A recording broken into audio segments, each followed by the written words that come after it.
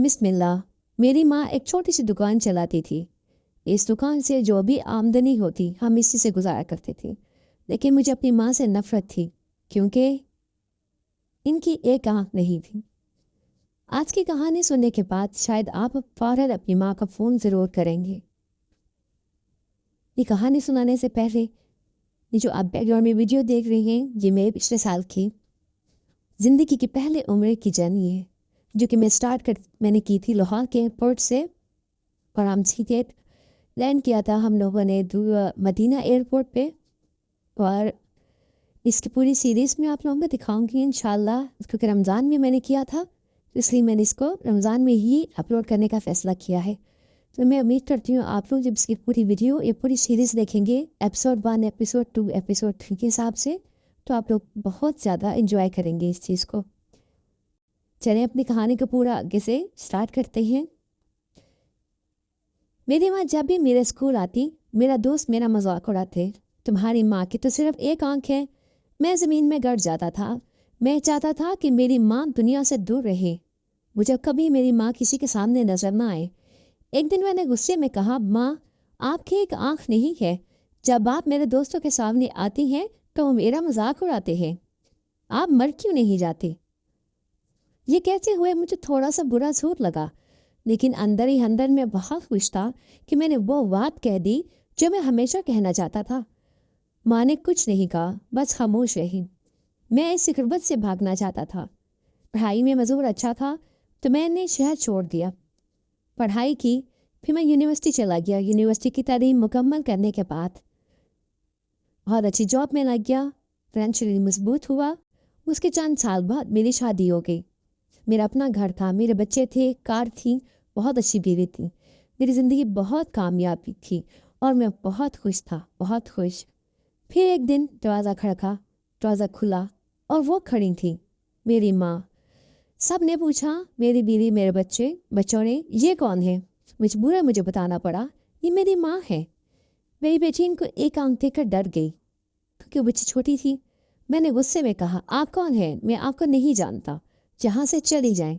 माँ ने सुकून से कहा, ओह माफ़ करना बेटा, शायद मैं गलत पते पर आ गई, और वह चली गई।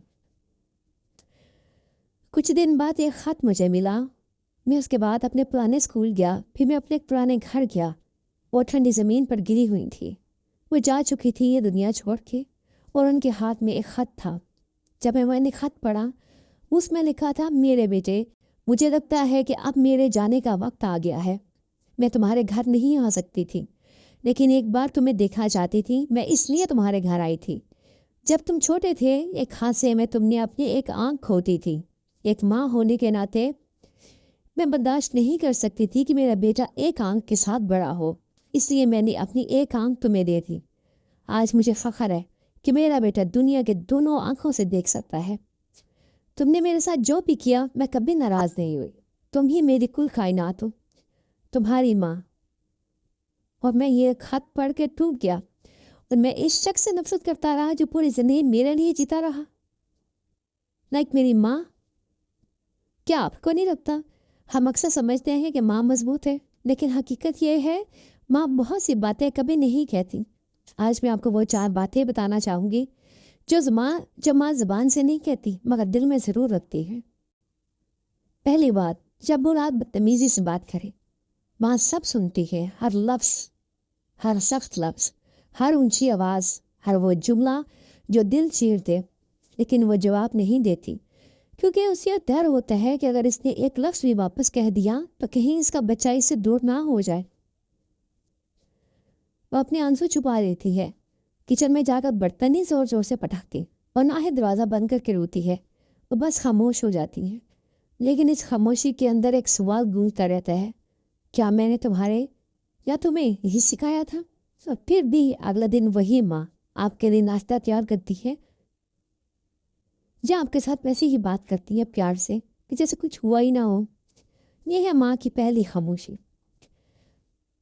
दूसरी बात, जब औलाद माँ को वक्त देना छोड़ दे, माँ कभी नहीं कहती कि उसे तन्हाई महसूस होती है। वो नहीं कहती कि इसे आपकी हंसी की आवाज़ याद आती है। वो आपको बार बार फ़ोन नहीं करती, उसको ये लगता है कि कहीं आप बिज़ी ना हो, یا اس کو کیونکہ وہ اس ڈر سے کیونکہ اسے ڈر ہوتا ہے کہ بوجھ نہ لگنے لگے، وہ بس انتظار کرتی ہے۔ دروازے کی ہلکی سی آواز پر چوک جاتی ہے، فون کی گھنٹی پر دل تیز دھڑکنے لگتا ہے، لیکن جب کال کسی اور کی نکلے تب وہ خاموشی اس موبائل کو واپس رکھ دیتی ہے اور خود سے کہتی ہے میرا بچہ مصروف ہوگا۔ وہ آپ کی مصروفیت کو سمجھتی ہے لیکن اپنی تنہائی کو نہیں سناتی۔ یہ ہے ماں کی دوسری خاموشی۔ تیسری بات، جب ماں کی قربانیاں عام سمجھ لی جائیں، وہ کبھی نہیں گنواتی کہ اس نے کتنی نیندیں قربان کی، کتنی خواہشیں دبائیں، کتنی بار اپنے لیے کچھ خریدنے کا ارادہ چھوڑ دیا، صرف اس لیے کہ آپ کی فیس بھرنی تھی، آپ کی خواہش پوری کرنی تھی، آپ کو بہتر زندگی دینی تھی۔ وہ کبھی نہیں کہتی میں نے تمہارے لیے کیا کیا، وہ بس مسکرا کر کہتی ہے یہ میرا فرض تھا۔ لیکن سچ ہے کہ وہ فرض نہیں تھا، وہ محبت تھی، پر محبت گوائی نہیں جاتی، بس دی جاتی ہے۔ یہ ہے ماں کی تیسری خاموشی۔ چوتھی بات، جب اولاد کامیاب ہو جائے ماں کبھی کریڈٹ نہیں لیتی، وہ سب کو کہتی ہے میرا بیٹا بیٹی بہت محنتی ہے۔ وہ اپنی دعاؤں کا ذکر نہیں کرتی، اپنی راتوں کو جاگنے کا ذکر نہیں کرتی، اپنی فکر کا ذکر نہیں کرتی، لیکن جب آپ ناکام ہوتے ہیں، جب دنیا آپ پر انگلی اٹھاتی ہے، جب سب آپ کو چھوڑ دیتے ہیں، تو سب سے پہلے جو دل ٹوٹتا ہے وہ ماں کا ہوتا ہے۔ وہ رات کو جاگتی ہے، نماز میں رو رو کر دعا کرتی ہے اور کہتی ہے یا اللہ یا رب العزت میرے بچے کو آسانی دے۔ ماں کی دعا قسمت بدل سکتی ہے اور ماں کی آہ زندگی ہلا سکتی ہے، مگر ماں آہ نہیں کرتی، وہ صرف دعا کرتی ہے، اور یہ ہے ماں کی چوتھی خاموشی۔ ہم سمجھتے ہیں ماں مضبوط ہے، لیکن حقیقت یہ ہے کہ وہ مضبوط نہیں ہوتی، وہ محبت میں مجبور ہوتی ہے۔ ماں کا دل شیشے کی طرح نازک ہوتا ہے، لیکن وہ ٹوٹ کر بھی آواز نہیں کرتا۔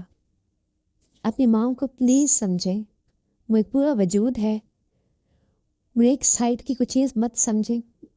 بہت پیاری ہستی ہے، اللہ تعالیٰ کا دیا ہوا سب سے خوبصورت تحفہ ہے اس دنیا میں، اور وہ ہے صرف ماں۔ کبھی کبھی سب سے بڑی نفرت سب سے بڑی محبت کو چھپا دیتی ہے۔ کبھی کبھی ہم جس شخص سے شرمندہ ہوتے ہیں وہی شخص ہمارے لیے اپنی پوری زندگی قربان کر چکا ہوتا ہے۔